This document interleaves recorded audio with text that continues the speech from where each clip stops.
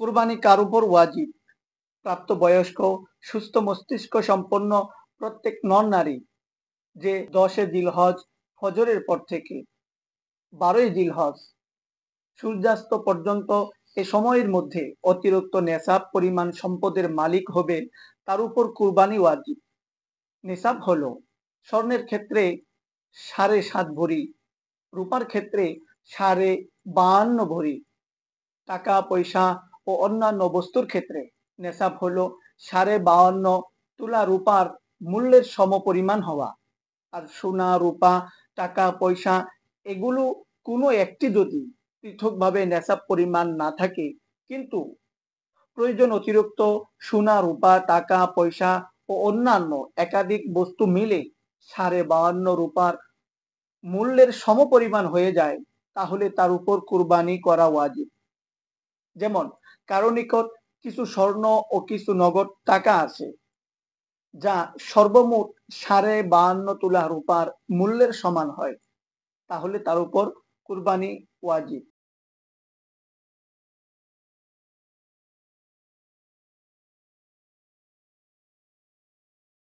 কুরবানি ওয়াজিব হওয়ার ক্ষেত্রে জমি ও ফসল হিসাব করা হবে কিনা? ফাতোয়ায়ে শামী ও আহসানুল ফাতোয়া এর বর্ণনা অনুযায়ী জীবিকা নির্বাহের জন্য প্রয়োজনীয় জমি এবং ফসলের মূল্য বাদ দিয়ে অতিরিক্ত জমি ও ফসলের মূল্য হিসাব করা হবে। অর্থাৎ তা যদি নেশাব পরিমাণ হয়, তখন কুরবানি ওয়াজিব হবে।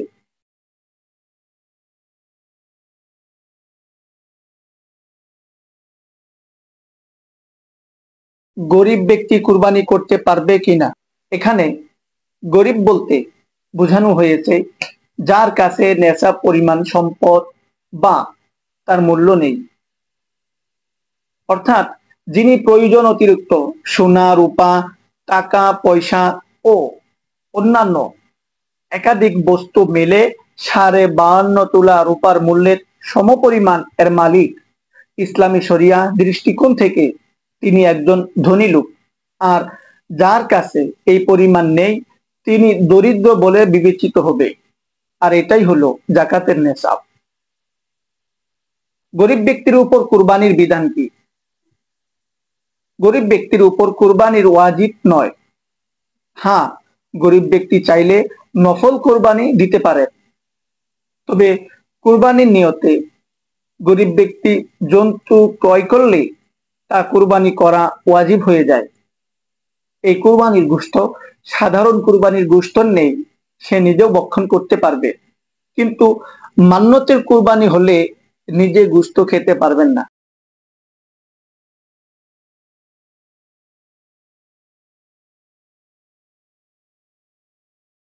গরিব ব্যক্তির উপর কুরবানির বিধান কি? যিনি প্রয়োজন অতিরিক্ত সোনা, রূপা, টাকা পয়সা ও অন্যান্য একাধিক বস্তু মিলে ৫.৫ তুলা রূপার মূল্যের সমপরিমাণ এর মালিক।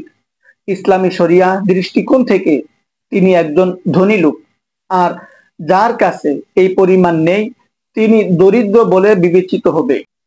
গরিব ব্যক্তির উপর কুরবানির বিধান কি? গরিব ব্যক্তির উপর কুরবানির ওয়াজিব নয়। হ্যাঁ, গরিব ব্যক্তি চাইলে নফল কুরবানি দিতে পারে। তবে কুরবানির নিয়তে গরিব ব্যক্তি জন্তু ক্রয় করলে তা কুরবানি করা ওয়াজিব হয়ে যায়। এই কুরবানির গোশত সাধারণ কুরবানির গোশতের নেই, সে নিজেও ভক্ষণ করতে পারবে, কিন্তু মান্যতের কুরবানি হলে নিজে গোশত খেতে পারবেন না।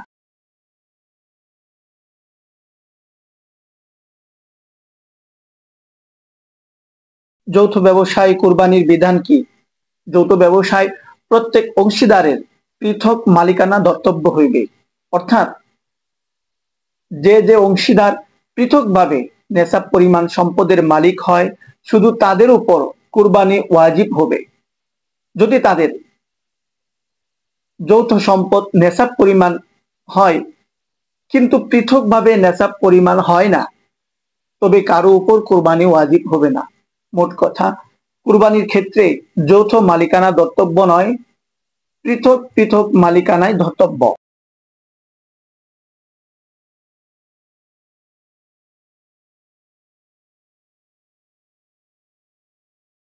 যৌথ ফ্যামিলিতে কুরবানির বিধান কি? যৌথ ফ্যামিলিতে যে মূলত মালিক, তার সম্পদ নেশাব পরিমাণ হয়েছে কিনা এটাই ধর্তব্য। যেমন কোনো এক ব্যক্তির 10টি সন্তান রয়েছে, পিতা এখনো সম্পদ বন্টন করে দেননি তাদের পিতার সম্পদ, তবে পিতার সম্পদ নেশাব পরিমাণ হলে কেবল তার উপর কুরবানি ওয়াজিব হবে। আর যদি কারো পিতা বেঁচে না থাকে, শুধু ভাই বোনেরা আছে, সবাই একান্নভুক্ত যৌথ ফ্যামিলি, এখনো সম্পদ বন্টন হয়নি, এমন অবস্থায় প্রত্যেকের পৃথক মালিকানা ধর্তব্য হইবে। যে বন্টন করলে প্রত্যেকের ভাগে কতটুকু করে সম্পদ পড়বে। যদি প্রত্যেকের সম্পদ পৃথকভাবে নেশাব পরিমাণ হয়, তবে পৃথকভাবে কুরবানি ওয়াজিব হবে। মোট কথা, এখানেও পৃথক মালিকানা ধর্তব্য হবে এবং কুরবানিও পৃথকভাবেই দিতে হবে।